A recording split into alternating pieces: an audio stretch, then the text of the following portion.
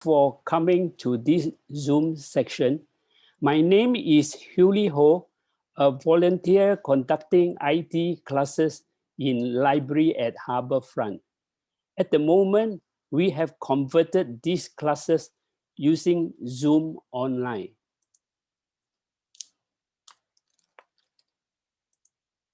Now, I have a blog. What I do is 3 or 4 days before the lesson, I post it. So for those who are interested to have a soft copy, you can go to my blog. At the bottom right-hand corner, there's a word follow. Click on it and submit your email address. So with this address, subsequent posts, you will get an advanced copy of the notes of what I am talking today.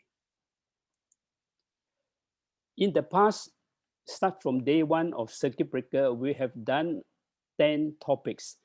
All these topics are recorded and in my blog. So those that have gone through, the library has did a recording and extend a copy to me. So what I did is I put a link on the first line of respective blog. You can take your time to listen it again if you miss out some of the points of the past topics. So today's lesson, I try to cover 1, 2, 3, 4, 5 points. And 2 weeks later, I will demonstrate to you or explain to you how some of the useful skills I consider seniors need to acquire. Many organizations, especially government organizations, is trying to have a digital inclusion for seniors. But the most important question is, what do seniors want? Do they have a feedback? So this is my view, what seniors should know and should practice or should get engaged in to have a better lifestyle. So I have put out 3 points down here. First, we have to learn to be smart and a respectful digital citizen. When I say respectful, I think in our country context, religion and race are two very sensitive topics. So when you post anything in Facebook, make sure you don't get into trouble. And most likely some of them may get sacked. Smart is more not to get into trouble with scammers. So the second point is the scammers are very smart to know human weaknesses and they cash on it. Greed, curiosity, and sometimes even doing good as a silver-minded digital citizen also get into trouble. So for second point, I only have one advice to you. Like for example, if somebody ring you up and say, I'm from Singtel, and I think somebody is using your account to do something illegal, one red flag is up. Second red flag is what? Singtel is a provider. They are not the crime buster. They should refer this to the relevant authorities. So that is called the second red flag. So if you are smart, you can play around with this scammer. If you are stupid, then sorry lah. Some of your bank money may be transferred to them lah. Okay, that's the second point. The third point is, what is digital literacy? So the first thing is a smartphone is as good as a desktop computer. Do you know how to use it effectively and fully as a senior? And there may be other smart devices. Even your car is also considered as a smart device. So these are the some of the points I want to make you to be aware of. Here are just some of the examples I think we seniors should know. So I just quickly go through it. The details will come later. Digital corner, that is my corner of content, of entertainment. Second is online transaction. You can buy things, even raw, fresh things. They deliver to you within half a day. Serving, how to be smart and not get into trouble. Digital books, housekeeping. You notice I put a green tag on one of the socket. Do you know that a lot of people don't even know how to charge their smartphone? Some charger has 2 outlets. It's not give you to charge 2 smartphone. One is called 1M, one is 2M. If you attend my housekeeping lesson, you will know all the reason about it. So if you plug on the 2M socket, your smartphone will die early. Digital story, I also teach this. Everybody have a story to tell. Grandchildren getting married, or even our children getting married. All these are stories with a lot of pictures. We can make a story out of it. Next one is cashless payment. Are you afraid of engaging with it? Apps. Do you know what is this app? This app is free, only available in Android phone. You just point to any plant, it will tell you the name of the plant. YouTube, useful app. Sing Health. This is a very useful app because if you go to any specialist outpatient, now they don't collect cash. They want you to pay online or go to AXM or something like that. You go and pay for it online. Smart speaker, home security, all this I will talk about it. Now, these 2 persons are not arguing. They are communicating. So whatever you talk in the internet, that is your digital identity. It is traceable. Be a respectful digital citizen. Smart home, lifelong learning. Just give you something.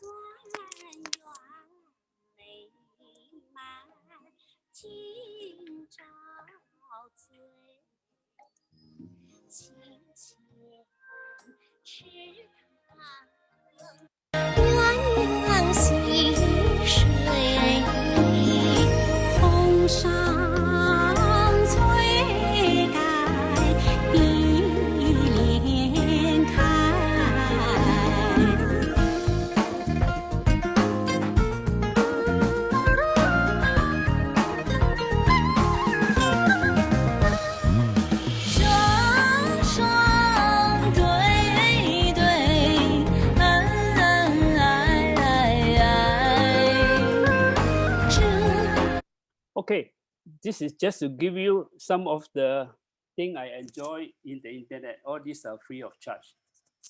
Now, I think this is a typical home where we have a router, we have a provider,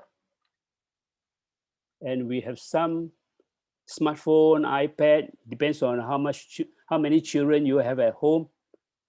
And the poor router, you know, have to do all these things. So my next month lesson is on broadband topic to show you how you can solve all this problem of weak signal and all these things.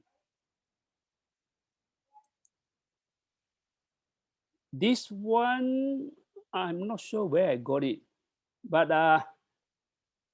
it is a DNA of a phishing email. All these are in my blog. You can take your time to analyze every statement Not from me, I think it's from the internet. And these are very true. So if all these statements come out, one statement is one red flag.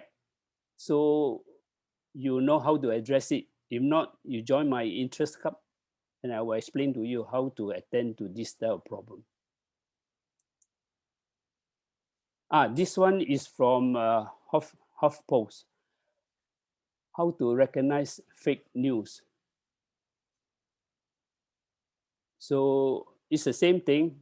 If you have any question to ask during Q&A, you can ask, we can share our experience.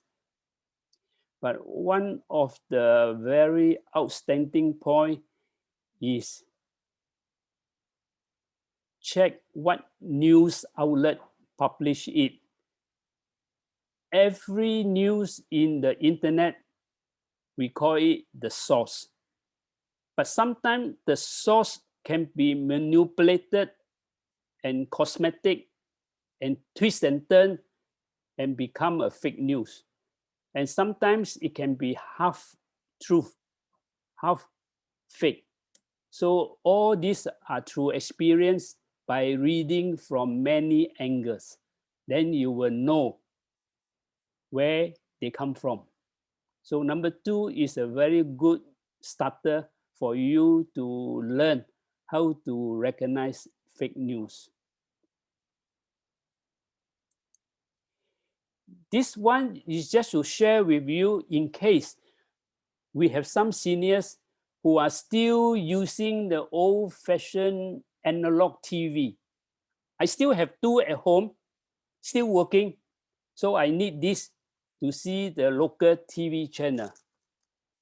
But nowadays, I was told you can buy a TV that have a circuit that you can automatically tune to the local channel free of charge without having a broadband at home.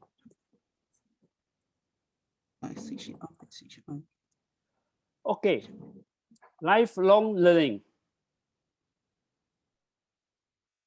There are many opportunities for seniors to upgrade their skill.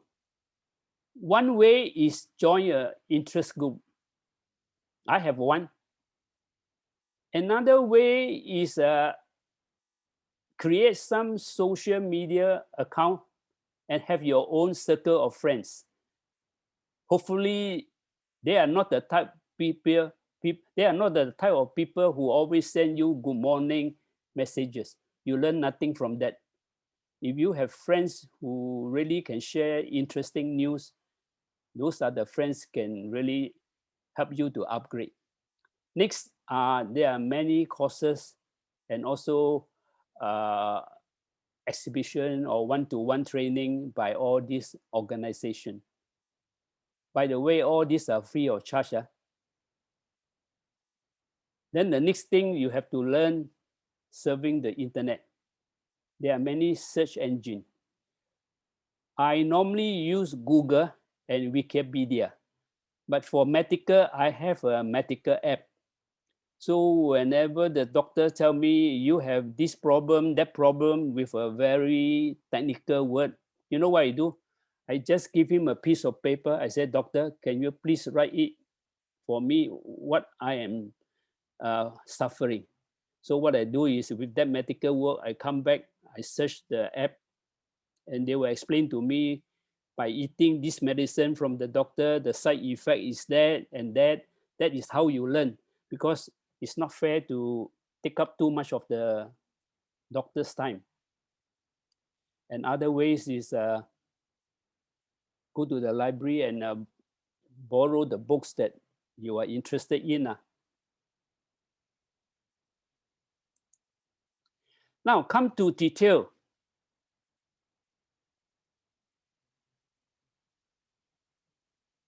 So first one is the transport app. I have this lesson done before. You can refer back those relevant blog posts. Grab is the popular one. I think the comfort NTUC also popular. You have to download the app, find a way to have the money digitally transferred to the wallet. It can be a Visa card, can be a bank link, bank account link, all this. So I won't talk in details. You can go back to the relevant post to see the detail. Next one is the Google app. Google has many useful apps. I only show you 4 of them. So any one of you interested in this, you can attend the IMDA project that now they are conducting. Ask them how to use all this, or you can go to my post and learn how they are used. Next, come some of these apps I consider useful to seniors. The library app, the digital book app, the cashless payment. There are many banks available. I only show you the DBS and POSB. It depends on what bank you are interested to put your money in and use the bank to create a cashless payment. SingHealth is more to check your appointment and also to pay the bill after you have attended a doctor check. But there are other things also. They also have a health topic and all this. You can go through it. There are many things inside. Next is the bus app. This is only useful if you have data plan at the bus stop. They will tell you what number, what time they're coming. So you can make a decision which number you want to take to reach to a certain place faster. DBS Bank, this one is related to the PayLah. SingPass is also very useful. It's more for safe entry now. You can actually say, for example, you, your wife, and a maid, you can group all the 3 together and one shot show them that 3 of them are registered and accounted for. You no need individually show the IC or bus pass to get scanned and waste your time. Lazada is just one of the online shop. There are many others. Social media, I think most of you know WhatsApp, Facebook. And nowadays, because of WhatsApp hoo-ha, a lot of them also try Signal, Instagram. But to me, YouTube is the best. It's a lot of free content. If you know how to use the keyword to search for the content you want. You can also upload your video that you have created free of charge.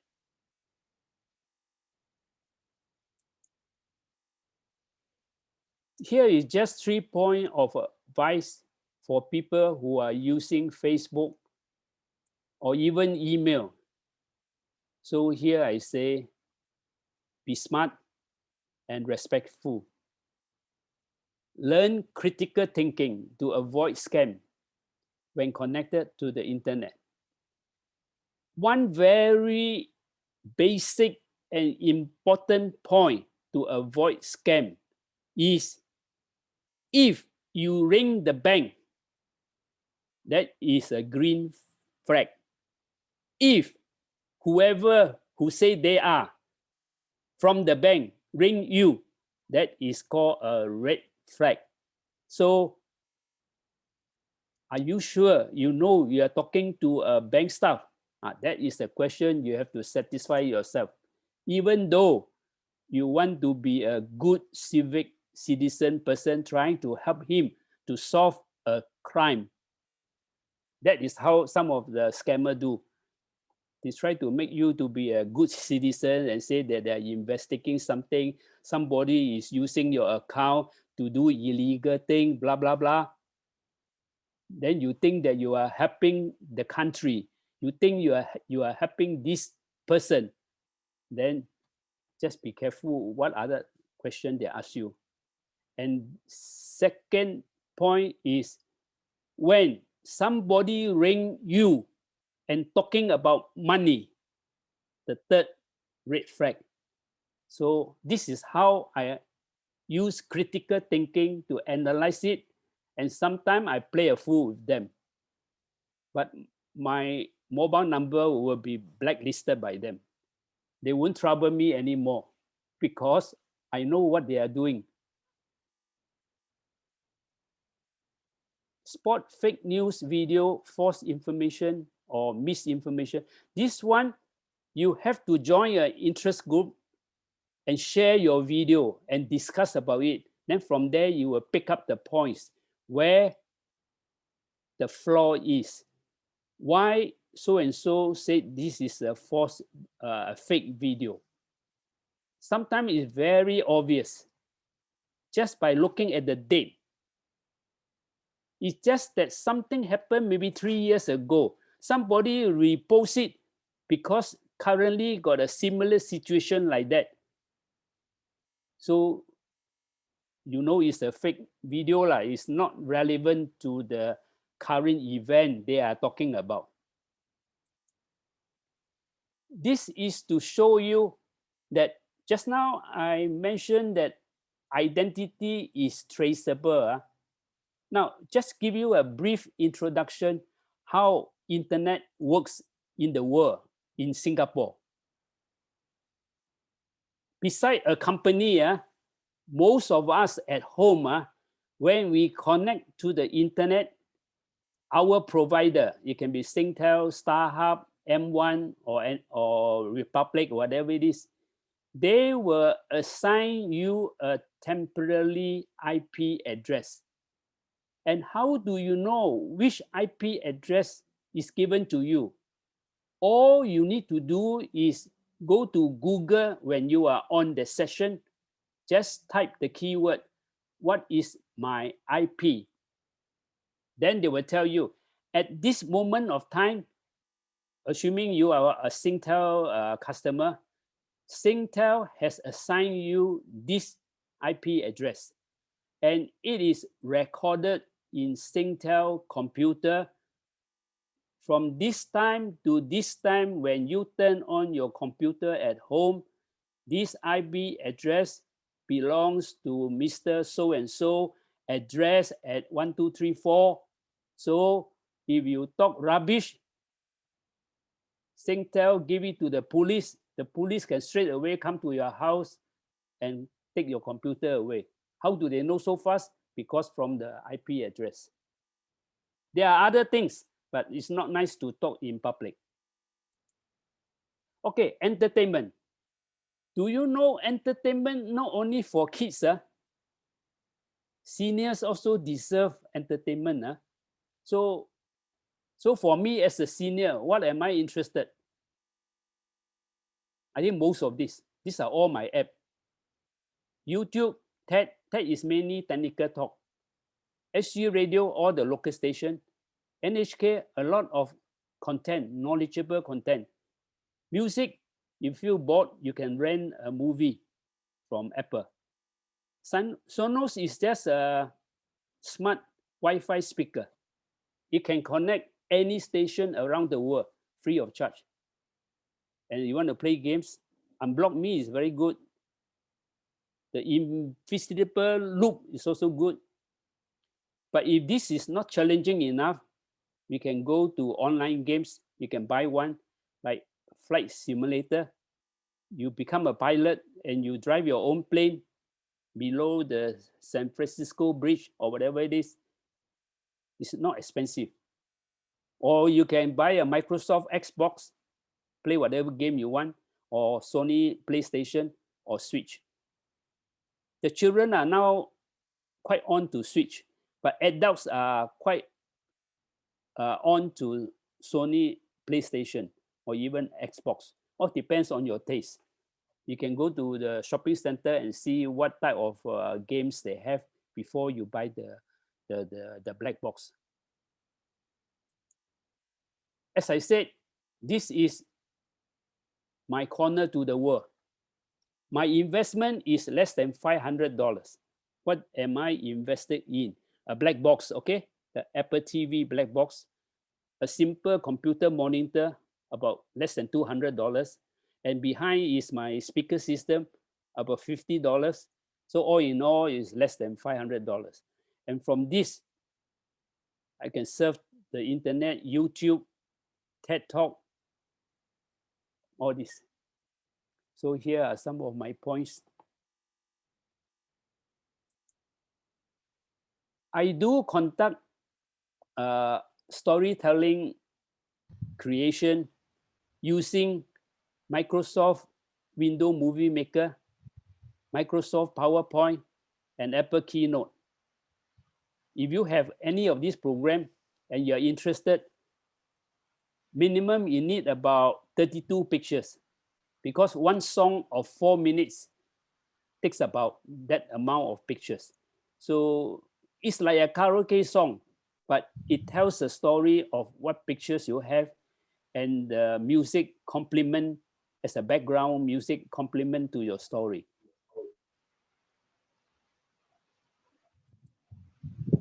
Just now I talked about cashless payment. So these are the 9 banks that agree to shake hands with each other. What do I mean by shake hand? That means assuming your account is DBS account, you can pay now to your friend having a UOB account or OCBC account. So cashless payment is one topic I have done before. So anyone interested, I normally do it in a very holistic way. I teach you the theory, then I bring you to a field test.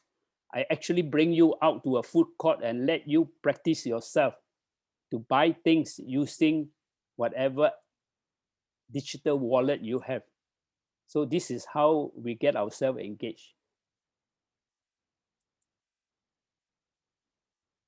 When I talk about transaction, this is just give you a history between before 6,000 years to now.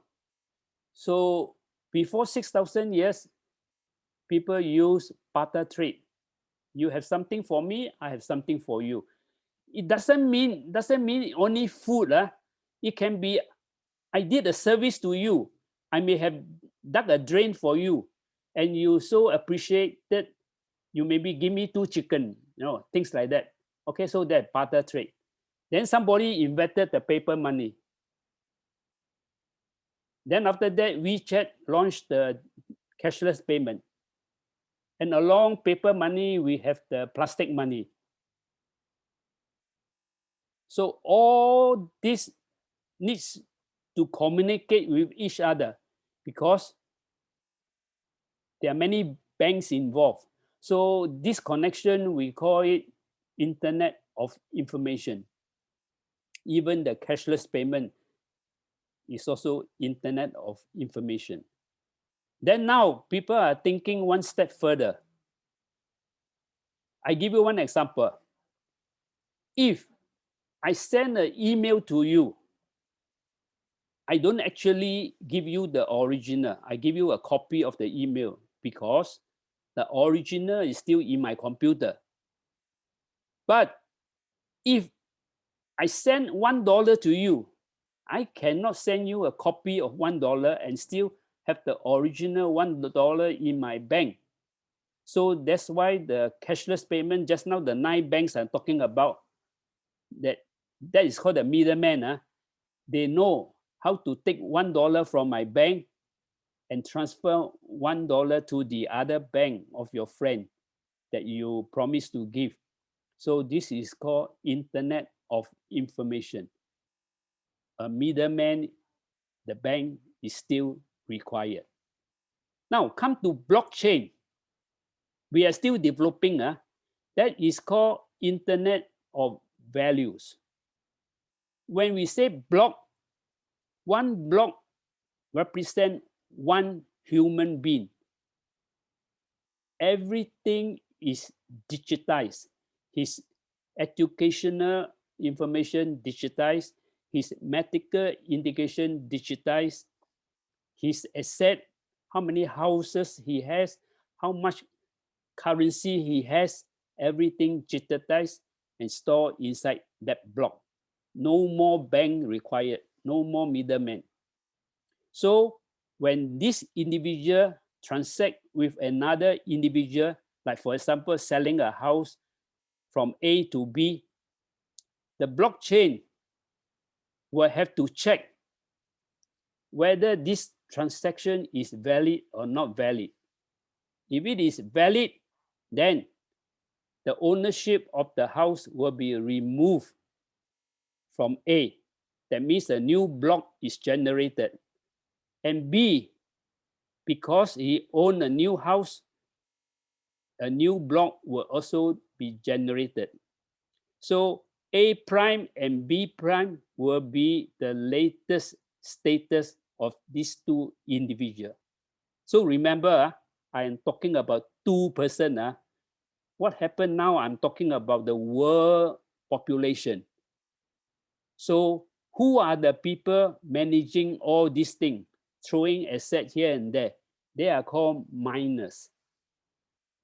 So, and different miners use different platform. So you have platform A, platform B. It's something like company A, company B, like that.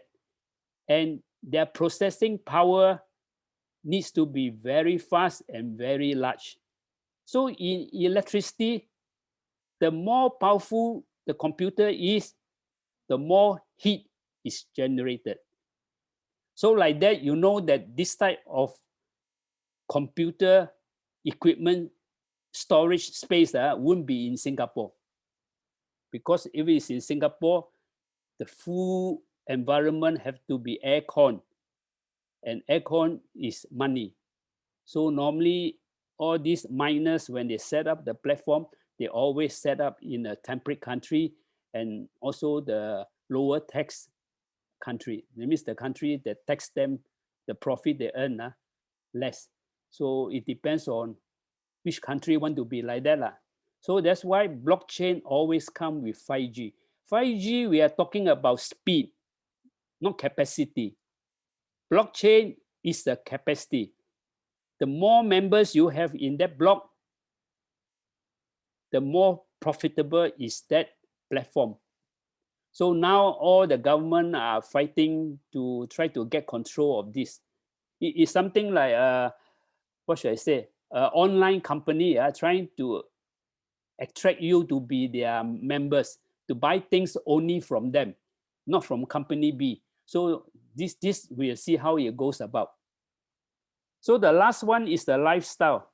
Lifestyle depends on individual interest. You can own any of this IoT, Internet of Things. Like just now I told you about a smart home, smart speaker, smart lock. What is called a smart lock?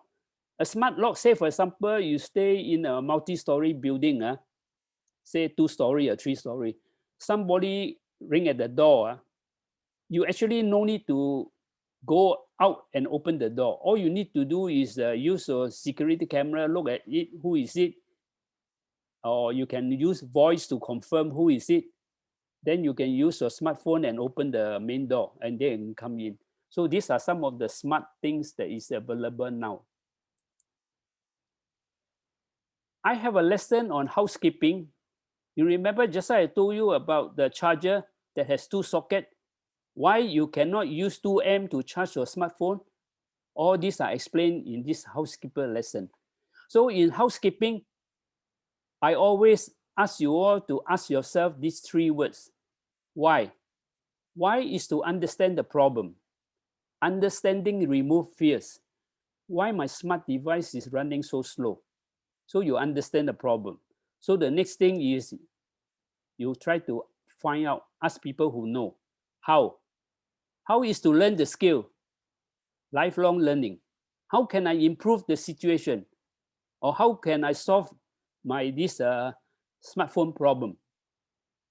If is the consequence, loss of data, memories. Like for example, most of you with a smartphone, you may have 2,000 pictures in the smartphone.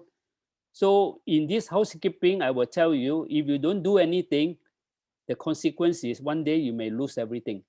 So how to solve it? So in this lesson, you will learn how to solve it. So if is the consequence. So by asking these three, you at least learn the first step of housekeeping. There are many other housekeeping rules for desktop computer, for smartphone, any other IoT things, even Bluetooth devices also can be improved if you have some problem with some Bluetooth devices. This is just give you some idea of a smart home currently available. So here I say you can control the lamp just by telling the lamp, you must identify the room, say hall, kitchen, or what. You can say, hey, Google, turn off kitchen lamp. Then they will turn off for you. Or aircon in US, during winter time, they turn on the heater. They can just tell the system, please turn on my living room aircon temperature to 123. Then the thermostat will work to make it hotter or colder. Refrigerator. Smart refrigerator can monitor your health. Because I told you just now, the blockchain, know your full medical condition. Whether you cannot eat too much sugar or cannot eat too much fat, or even the stock in your refrigerator is low, they can give you a message or SMS. Main door, I explained. So you notice the smart speaker, there is no volume control knob and nothing. It's just an on-off switch. And you can put this speaker anywhere you like. You can put in the ceiling, anywhere high up, because the control is by an app. And the app controls everything on this. So technically, your smartphone is actually talking to the speaker through your broadband at home. So you can do anything. You can say, okay, connect to a German station. Then German station, there are many choices. Then they will connect for you. Or play a classical song from Switzerland. Then they will find the station. They will play some. All these are free of charge if you learn how to use it. This is the thing I just learned myself. If you have children or seniors living alone at home, because some seniors like to be independent and private, so they may still have their housing board flat, and you may be staying in another housing board flat quite a distance away. So you are worried that don't know what is going on. So with their permission, you can install security monitoring device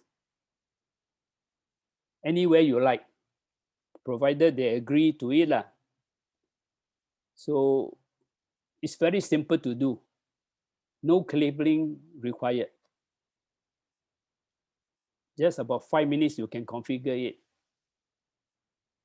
And it costs, I think, less than $100. Now, just now I told you that if you try to be funny in social apps or social media account, they know exactly where you are. The reason is because we have many identity that is given to the provider.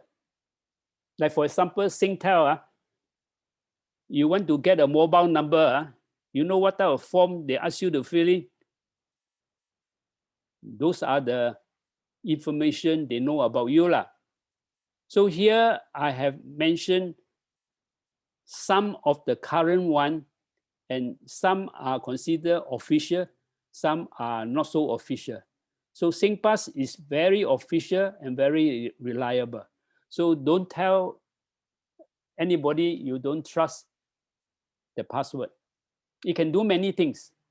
So that is the official one. Mobile number is also official, because if you forget your password of any account, they always ask you to do something and they give you a OTP. through your mobile number to make sure that you are the right person. NRIC also not so much used now, but it's also a reliable identity. Passport definitely lah. Token, I think now not much use already. Now the bank use the digital token. They don't use the physical anymore. Email address, unless somebody imposter you lah. I give you one example that I'm aware of that my friend got into trouble. Assuming your email address is mary123@hotmail.com. That is your email address. So once a hacker hack into this email and change the email address to mary132@hotmail.com. Then from there, they use this email to send to your friend. So if your friend is not careful, just click reply. Your friend is not replying to you because the email address is mary132. So you'll go to the hacker's account. So from there, a lot of things can happen. So my friend actually lost more than over $1,000. That is a big story lah. Family, friends, and colleagues. Do you know in Facebook, once you say you are so and so, I can trace all your family and friends and even colleagues, because one of your friends may be so good, keep on posting group photographs. That is where I start to know your friend. So you must know how to be smart and what to post in Facebook and what not to post. If you are very particular about all this data and information, you can unfriend your friend. But if you say don't mind, so what? If you know I am a friend of this person, nothing, we are not doing something wrong. So all depends on yourself. From the way you talk, some people are smart enough to know which country you come from, the culture. Education, definitely. Life experience also. So all these hackers, they monitor you and see whether you are a big fish for them to share some of your money. So you have to know what to do in any of these social media account. We call this a digital footprint. Whatever you say, you talk, you share, that is your lifestyle. So from there, we know you are very good in this topic, not so good in that topic. So from there, we use AI, we can analyze you, and depends on who is using your data. We call it the big data. So if I'm the bank, want to lend you money, you want to lend money from me, or you want to borrow money from me, I just click and find out whether you are reliable, whether I can trust you that you will pay me back. So all these are AI that I think Alibaba is very good at that. They have all these small loan. So they know how to gauge you to find your risk factor. The other one is the fingerprint and the facial and voice. Voice also is quite unique to every one of us. So all these data are collected and stored by whoever who give you a free service. So remember, nothing is free in this world. They give you something free, but they collect all your data. They call it big data. And somebody will use AI and machine learning to predict and execute what type of people you are, what are you good for, what type of thing I think I can convince you to buy, and all these things. For hackers, means they do the reverse way. They say, is this person good enough that I can share some of his asset or wealth? So all these are interrelated and connected. So here is some guideline how to be a responsible digital citizen. Know what to say and what to talk in the public domain. Anything you publish in the internet is a public domain. Even though you say you have a close circle, close friend, somebody will record everything you do. Connect with others in a responsible way. And if you can, try to help your community and share your skill of critical thinking. When you see any post, try to provide and share constructive comments. So a group is useful and active if your members are not passive. If your members are passive, only say thank you, noted, these are not really constructive friends. The word noted, thank you, don't mean anything. It's not sharing their views. So that is what we have to improve if we join an active group. Comment objectively. Try not to have a yes-no argument. There are some people who argue to the end because in principle, they want to make sure you say you are wrong, they are right. But in life, there's no such thing. Sometimes both can be right. If your friend send you something that hurts you and you are very angry, the best advice is don't do anything. Have a deep breath, cool down a few days, then think about it and post. That will be better. If you straight away react to it, something will happen. That is where we call it your digital footprint. What type of people you are. Here is give you a time frame. Just now the one is a transaction. Now we are talking about knowledge. So the first big invention is the printing press. Because in the old days, only the privileged, those people are in religion or with power, depends on which country you're talking about. Their children are all educated. But the peasant, the farmers and all that, they are just instructed to grow rice or grow crop for the king or for the emperor. And they only know how to grow rice and grow crops. They don't know anything. Then come the printing press invention and all the knowledge are shared. Then from there, we have more intelligent people, know how to answer back and protest and things like that. And next come the machine. Somebody invented machine for traveling, machine for manufacturing. So from there, one good product can multiply many times. So everybody can share the fruits of the labor, of the invention. And lately, come the internet. And what did we get from the internet? We have instant news. We have instant communication. For those who live long enough, you will know that last time when we send a letter, it can take 7 days to reach the other side.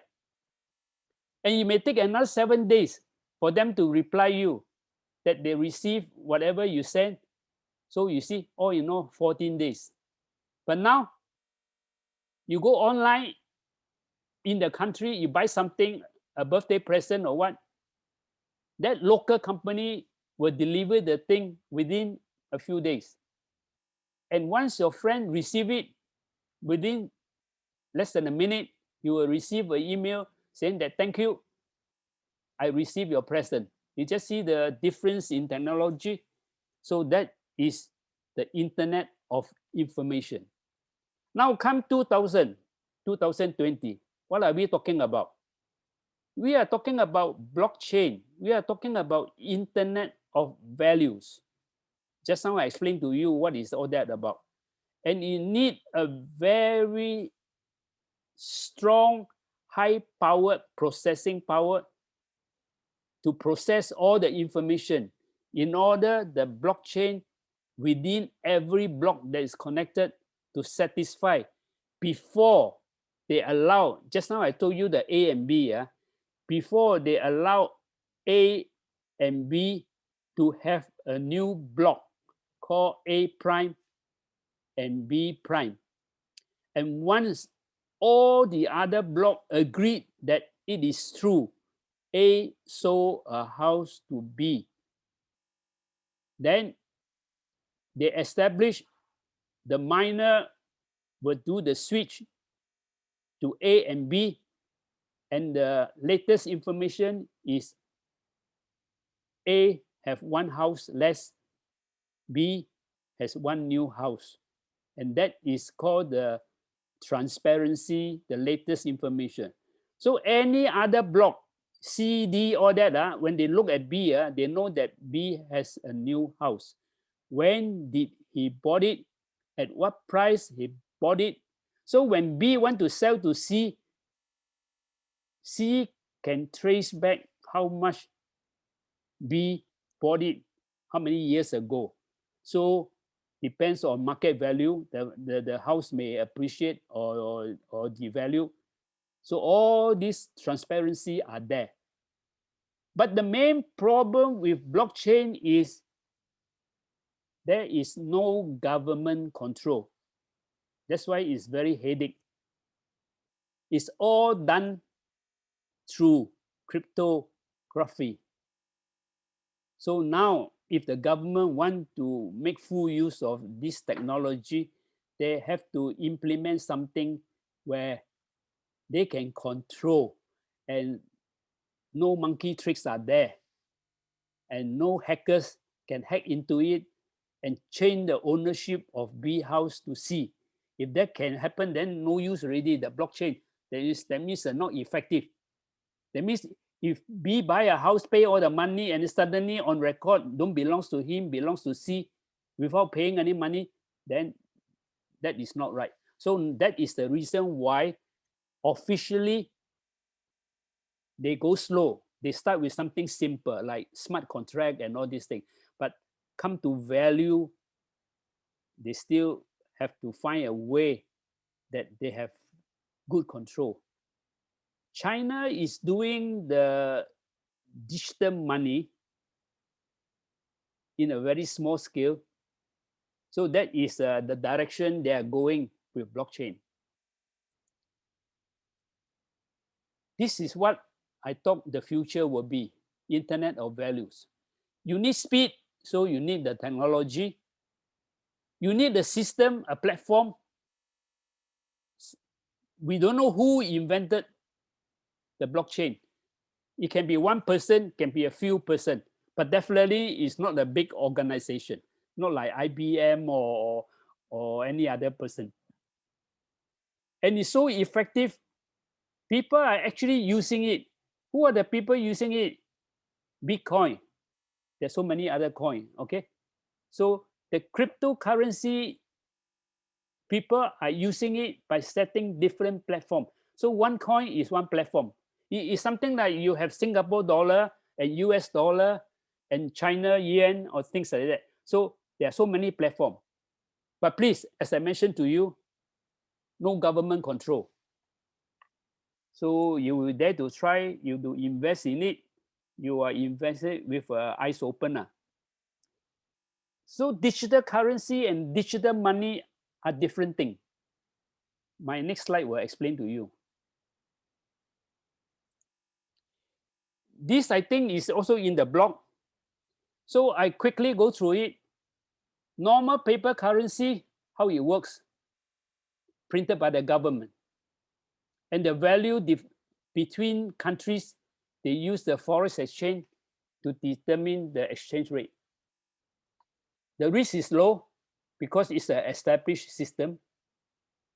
Yes, it's good to have, but the right way to do it is to work hard and earn, not print counterfeit money.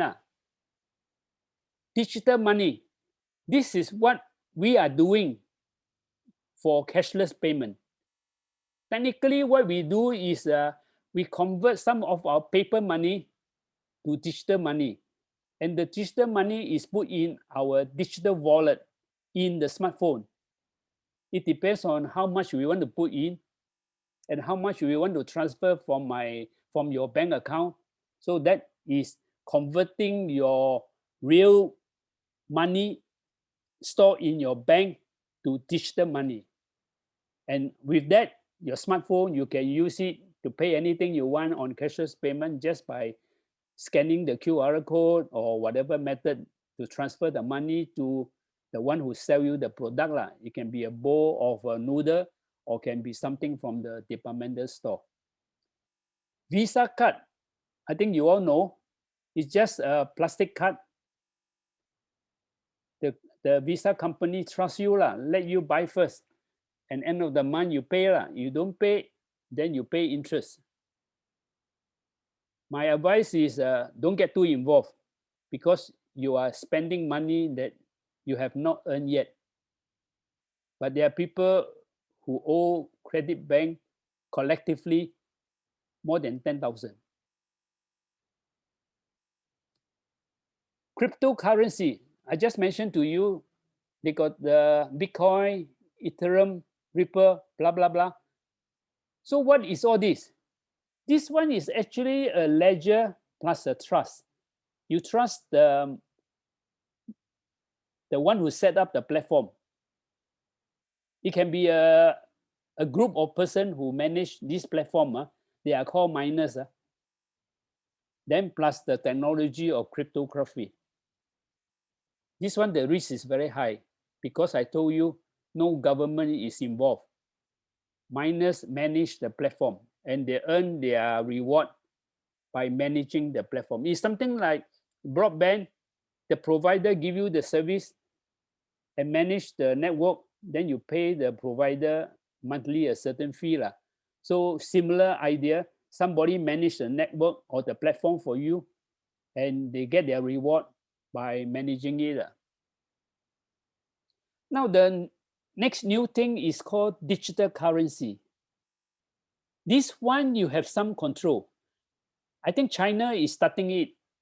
They give I think a few million yuan to a selected group of people in 2 states, I think, and let them try it. So basically, it is similar to paper money, but except that it is encrypted and stored in your smartphone. So they don't trace how you use the money, but they can confirm the money you use is the real digital currency issued by them. By them, I mean the central bank. So you have some accountability, some level of control.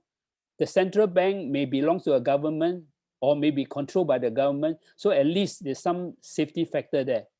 So they are trying out to see whether the hackers can hack into their system and cause the whole system go haywire. So it's still testing now.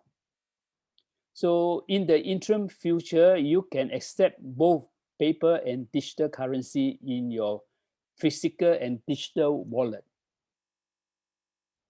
Okay, I think that's all I have today. So Fasa, can I pass back to you?